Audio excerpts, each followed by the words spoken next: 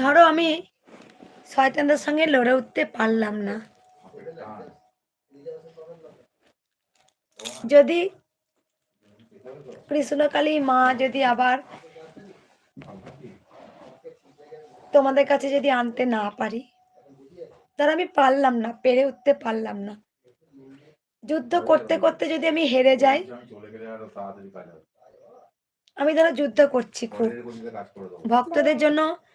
কৃষ্ণকালী মাকে, আর মা কৃষ্ণকালী, ভক্তরা কৃষ্ণকালী মায়ের জন্য, আর কৃষ্ণকালী মা ভক্তদের জন্য। ধরো আমি ধরো আজকে আমি হেরে গেলাম,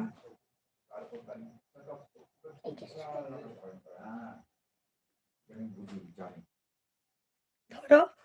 আমি সবার কাছ থেকে হারিয়ে গেলাম,